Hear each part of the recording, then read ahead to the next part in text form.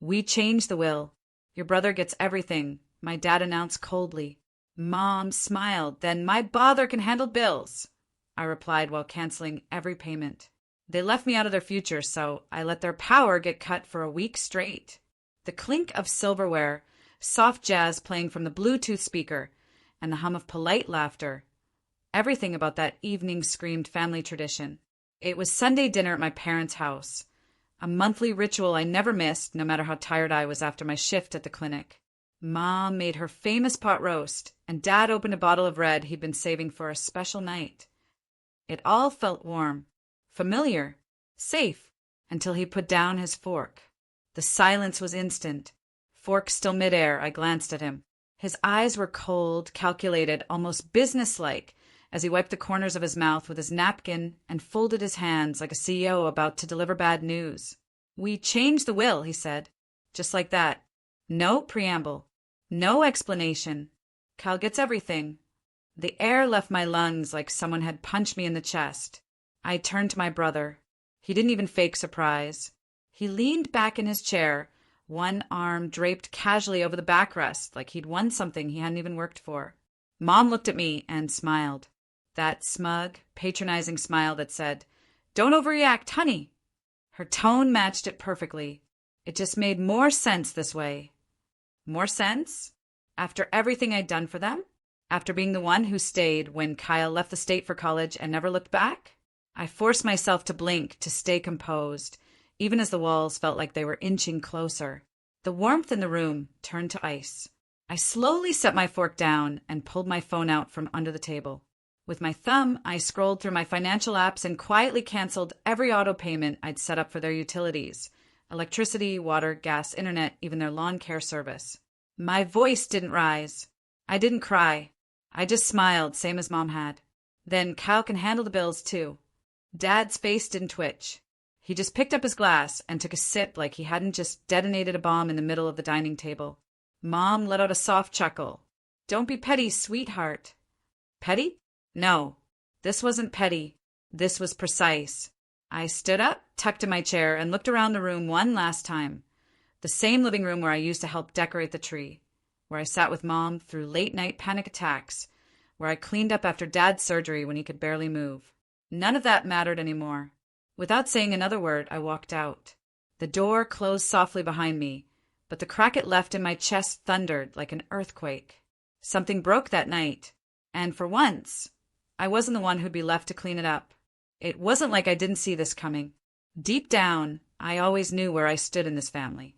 When we were kids, Kyle would break a lamp, and I'd be the one grounded for not stopping him. He'd bring home C's and get a boys will be boys shrug. I brought home straight A's and got a quiet nod before being handed another chore list. At the time, I thought that was just parenting. Now I know better. At 17, Kyle wrecked Dad's old Chevy. Totaled it. They didn't even make him pay it back. Dad just called it a teachable moment and paid for a new car within the month.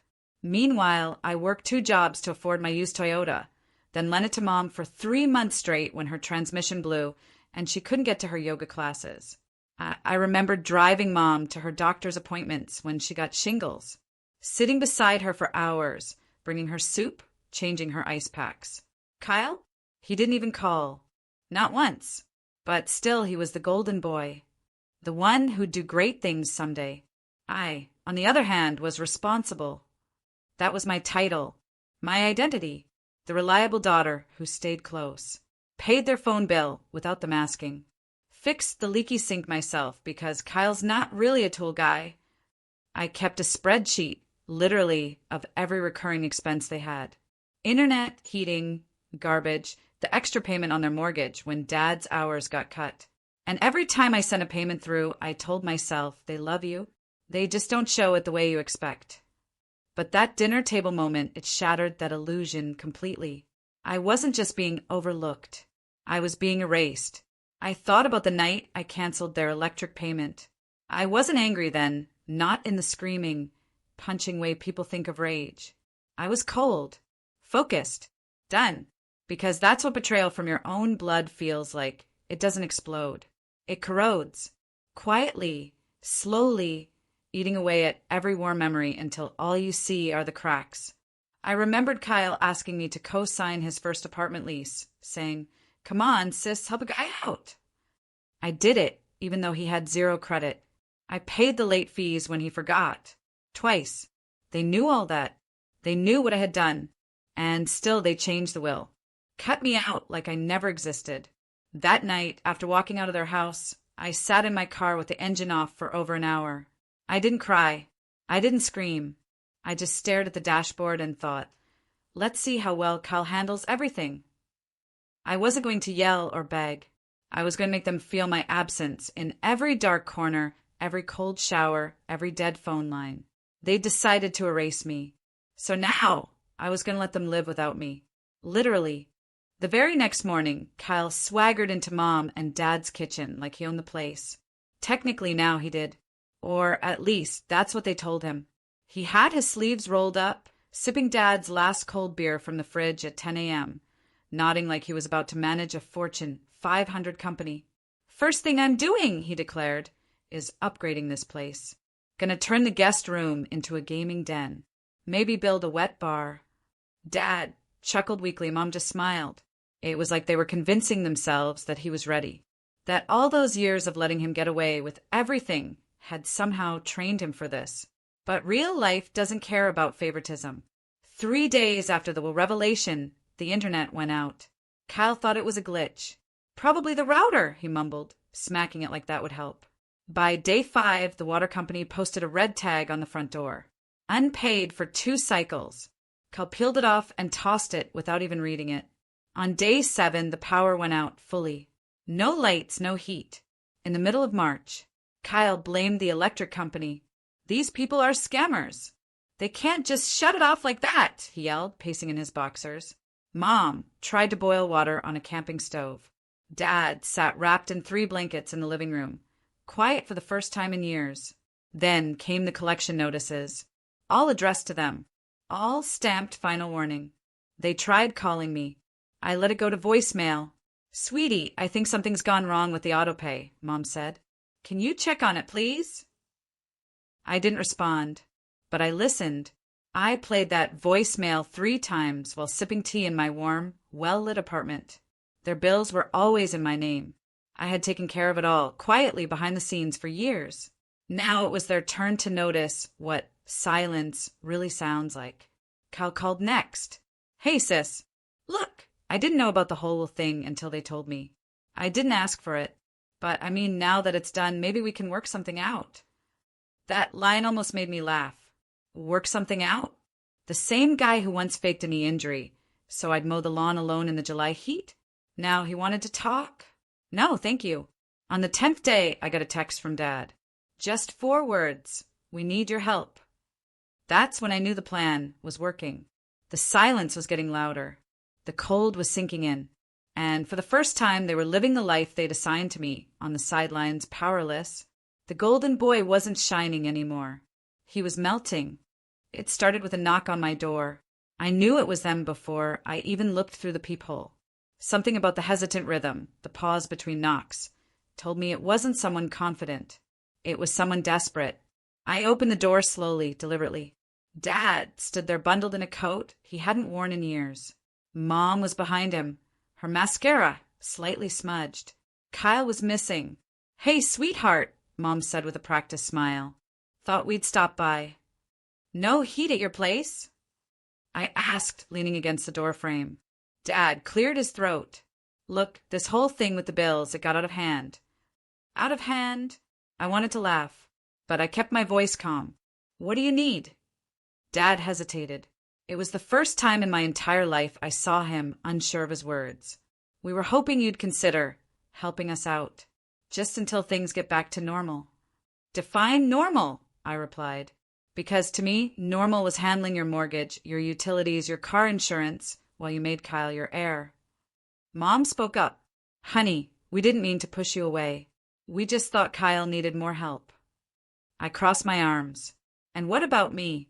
When I was working 2 jobs in college and came home to sleep on the couch because you gave Kyle my old room, did I not need help then?" They didn't answer. "You changed the will," I continued. "You made your choice." Dad looked down. "We made a mistake." That's when Kyle walked up the stairs behind them, shivering, wearing a hoodie 2 sizes too big. He didn't look like the golden child anymore. He looked average, tired, overwhelmed. "I can't do it," he muttered. "The payments, the calls, the late notices. I thought you were handling all that stuff. You always made it look easy." "That's because I said. Quietly for years." They stood there in silence, finally understanding, finally seeing. Mom's voice broke the tension. "So, will you help?" I stepped aside from the doorway, letting the warmth of my home spill into the cold hallway. "I'll help," I said slowly, "but with my terms." They looked up, hopeful. "First, we visit a lawyer. That will you rewrote? It gets revoked. Split evenly, or you get nothing from me again." Dad opened his mouth to argue, but I raised my hand. "Second, Kyle gets a job. A real one. No more handouts. If he wants to be the man of the house, he earns it." Kyle nodded sheepishly. "And third," I said, my voice firm, "you apologize. For every moment you made me feel invisible in my own family." The silence stretched. Then Mom whispered, "We're sorry." I held the door open wider. "Then come in." It wasn't forgiveness. It was accountability. And it was just the beginning. The lawyer's office smelled like old books and sharper truths. I sat across from my parents and Kyle, my legs crossed, my expression unreadable. They fidgeted, Dad tapping his knee, Mom adjusting her scarf, even though the room wasn't cold. Kyle looked like he hadn't slept. Mr. Donovan, my lawyer, glanced over his glasses. "So, let's be clear. You're here to amend the living will and financial power of attorney, correct?" Dad nodded slowly. "Yes, we'd like to adjust things." Mr. Donovan pulled out the original documents, flipping to the pages I already knew by heart. The ones where Kyle was granted everything, assets, property, even the lake cabin my grandfather built with his own hands. "Who do you want to make the new primary beneficiary?" Mr. Donovan asked. There was a pause, short, but it held weight. Mom spoke first. "Our daughter." Hearing those words, after years of being dismissed as just the backup plan, it landed heavy. Mr. Donovan nodded, making notes. "And you're aware that this decision is final unless legally contested in court?" Dad cleared his throat. "Yes, it's what we want." Kyle looked away. Not a word from him. Not even a murmur of protest. Maybe he knew this was overdue. Maybe he was too embarrassed to fight now that the illusion of favoritism had fallen apart. I didn't smile. I didn't gloat. But inside I felt it, that long overdue shift in power. I hadn't begged for it. I hadn't manipulated anyone. I had simply made them see reality. "And the house?" Mr. Donovan asked. "The deed will be transferred to her," Dad replied. "She's been paying the taxes and mortgage anyway." I let out a breath I didn't know I'd been holding. Not out of relief, but out of release. The weight they had dumped on me for years, it was finally being acknowledged. After signing the documents, Mr. Donovan slid the folder toward me. "Congratulations," he said. "You now legally hold the estate, including the financial accounts that were previously locked." Kyle's eyes widened. "Wait, what does that mean?" "It means," I said calmly, "if you want to borrow Mom's car again, you'll be calling me." Dad rubbed his temples. "Let's not turn this into a power play." "Oh, I'm not," I replied. "I'm just making it clear. You've asked me to handle the responsibilities. I'm now the one making the calls. Which means the cabin.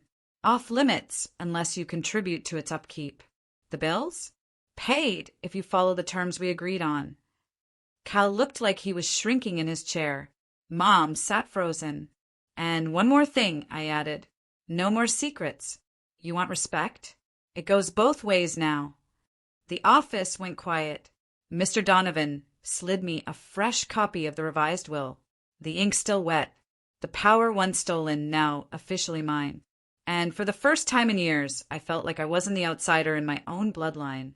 I was the center, the anchor, the one who endured and rewrote the ending. It took less than a week for Kyle to lose his cool. It started with a phone call, then 3, then 6. He left voicemails filled with fake politeness, peppered with phrases like, "Let's talk," and "We're still family."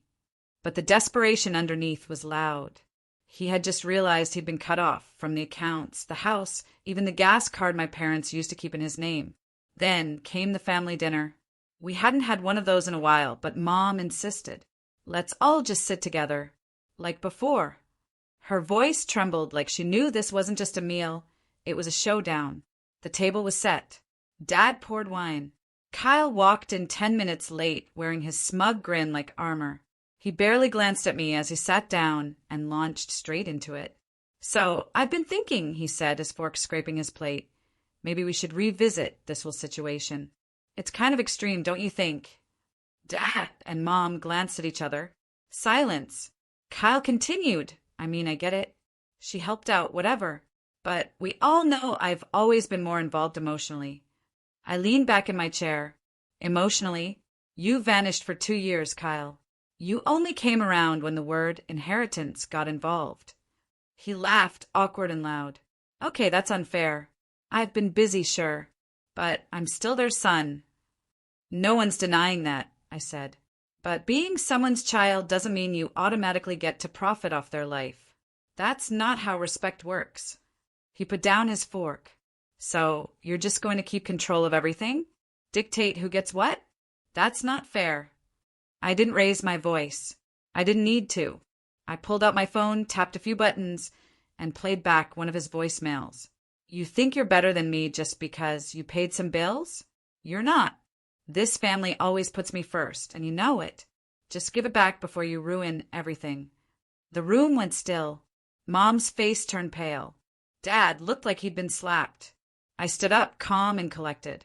You don't get to play victim and bully me behind closed doors anymore.